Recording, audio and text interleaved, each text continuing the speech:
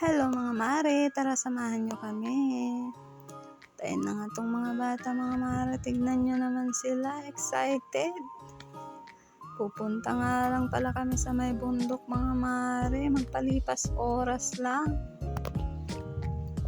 Tayo tignan nyo naman tong mga bata, kala mo sa mall ang punta.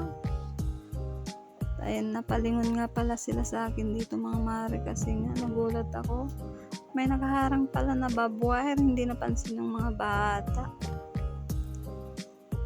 Ayun na pala mga mare, tignan nyo naman tong puno, napakalaking punong akasya. Nakasilip pa yung araw. Alas 5 na pala ng hapon dyan mga mare, pero mainit pa din. Tignan nyo naman, napakaraming puno.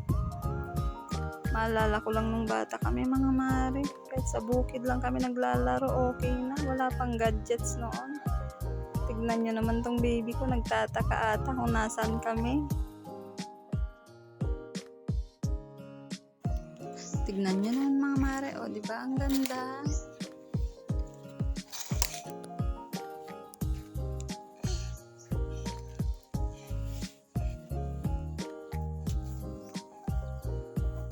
Ayun na nga mga mare, tignan nyo tong ilog.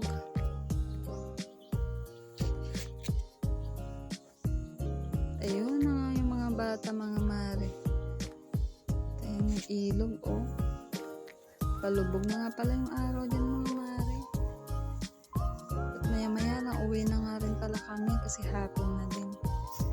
Kaya ayan, hanggang dito na lang mga mares. Maraming salamat.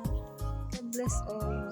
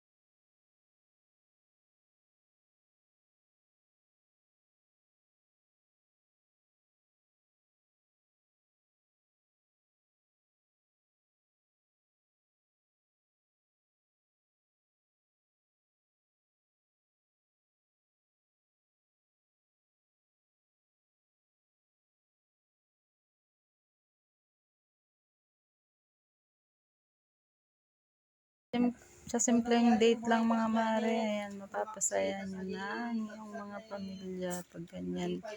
Ganyan kaganda yung view. Ayan, tignan nyo ang mga mare, napakaganda, diba? Tayo ng mga bata, nagsitakbuhan na nga sila mga mare. Tignan nyo naman, napakaganda. Kaso lang, napakalungkot din mga mare kasi nga, may mga nakita kaming mga basura. Siguro mga mare, iniwan ng mga nanggaling dito yung mga basura na yun. Sana na lang, dinala na lang nila at itapon sa tamang tapunan. Tignan nyo yung araw mga mare, malapit nang lumubog. Tignan naman yung mga bata, nagpipicture, nagsa-selfie sila doon. Nag-e-enjoy na nga yung mga bata rito mga mare. At hinihintay na nga lang namin na palubog na tong araw. Kaya hanggang dito na lang mga mare.